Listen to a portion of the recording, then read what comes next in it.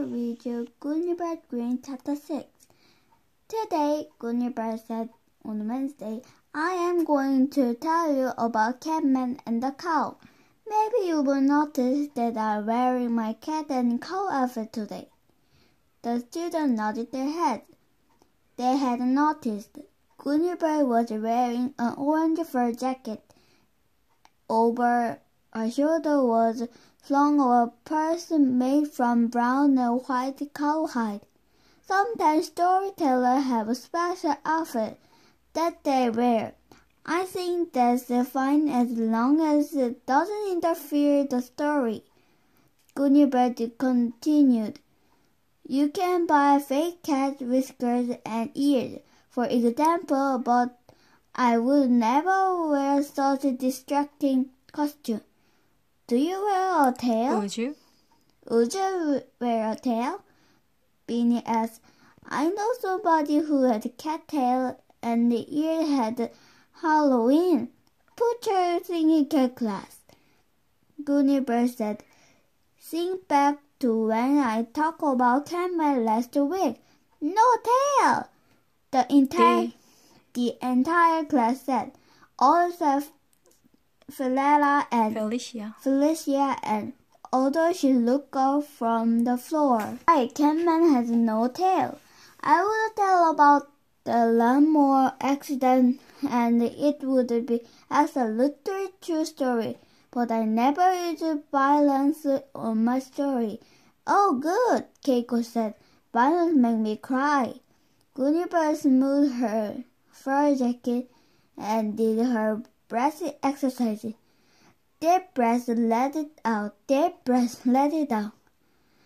I know a lot of you have been worried about Catman, she began. I certainly have, Miss Pigeon said. I've been thinking about Catman ever since he flew out the flying carpet. By the way, Miss Pigeon, Gooney Bird said, I do want to mention how lovely you look today. Miss Pigeon blushed a little. She was still wearing her high-heel shoes with buckles, and today she was also wearing rhinestone butterfly perch in her head. In fact, the old class looked quite lovely. Gooney Bird pointed out. She looked around. Malcolm, would you stand up? Malcolm rose from his seat. He held his shoulder back. He was still wearing his polka dot bow tie, and today he added a plaid belt. Keiko, Gooney Bird said. Keiko giggled and stood. She had a bright green brown in her head and hair and a long shiny silk scarf wrapped around her neck. Me, said Cheshire. Called Cheshire. Can I stand up? She said. And wait a minute. This is a portrait of Gooney Bird Green. Class would see that she was wearing fringed cowboy vest over her best dress. Me, everyone, all but Felicia and was calling out now, but Gooney Bird said, later, after the story, I'm ready to begin now. She took one more deep breath, let it out, and began. Beloved Catman is consumed by a cow. Once upon a time, not long ago, after they left China, Gooney Bird and Catman found themselves flying through the air on a carpet. The carpet landed on meadow.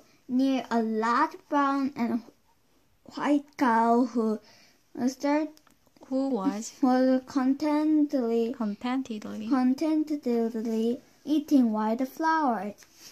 The flowers were purple loose stripes. The carpet unrolled, and the Gooney Bird stood up, looked around. She could see in the distance her father's car quickly disappearing down the road. Beside her, Camel also stood up. He had become very furry and fat.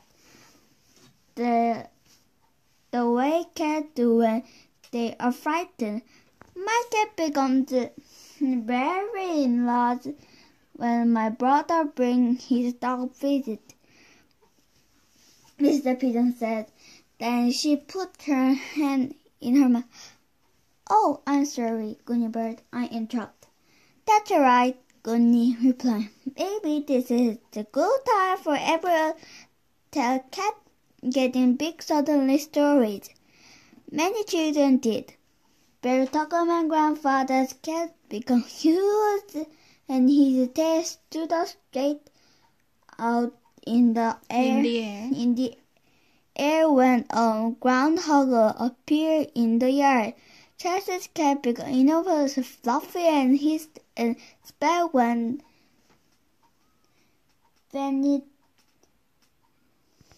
veterinarian gave her a shot.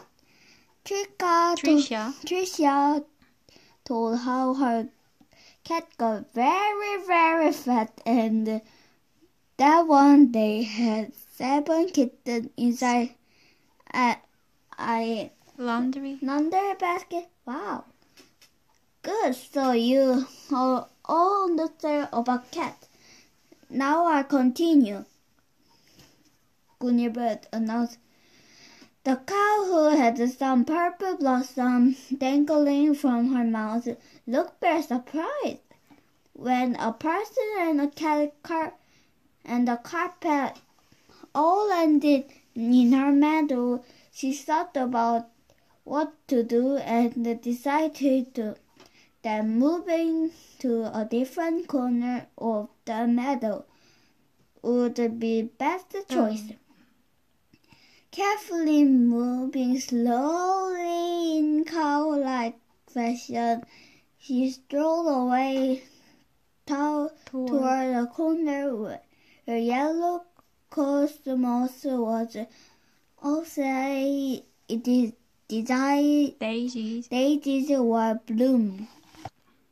Gooney Bird's attention was on the car, which had now disappeared around the bend in the road. She was a little worried about the disappearance of the car. But Camel didn't care about the car. Camel had never liked the car at all.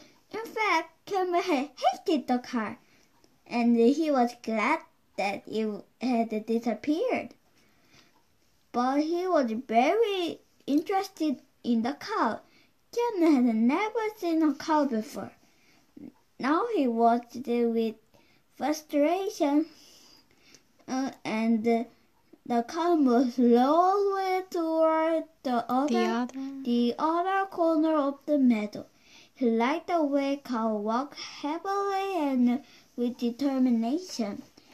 He liked the way cow smelled thick, sun-warmed cowhide and meadow flowers. And as he scampered along behind the cow, and the cow noticed and booed. Cat liked the sound of the cow sound.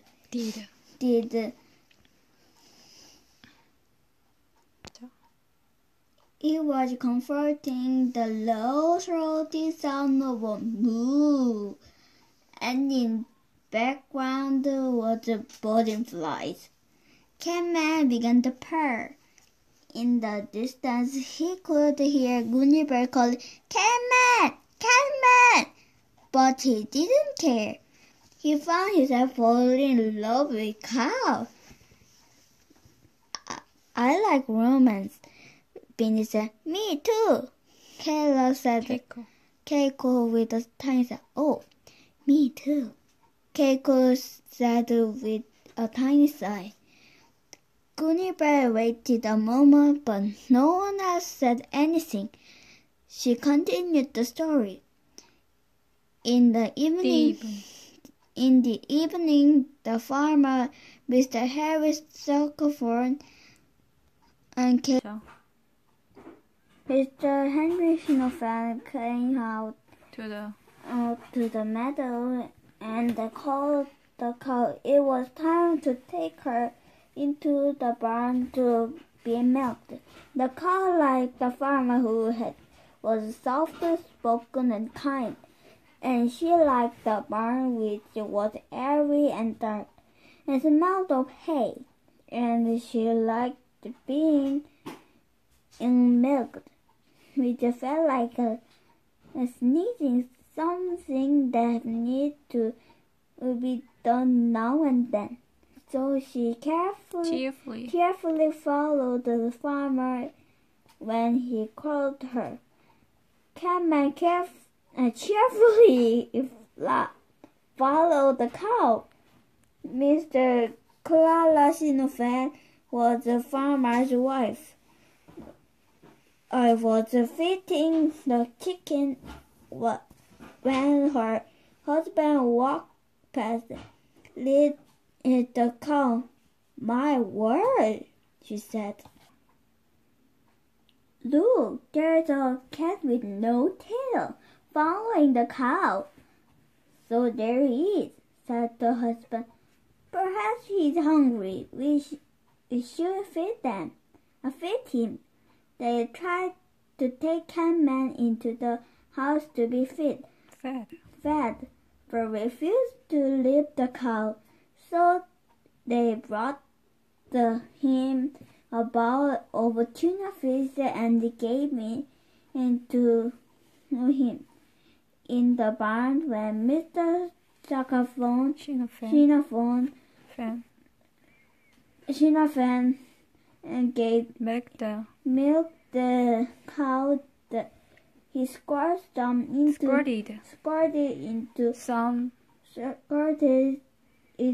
into dish for Catman. This is a portrait about Catman and the cow. I like it. Back to the story. That night, Catman, who was by now completely hopelessly in love, curled up beside the cow and slept. He had slept there ever since. During the day, he goes to the meadow with the cow, and while the flower, Catman chased the field mice and butterflies, listening to the buzz of the flies, and smells the warm and pleasant odor of cow.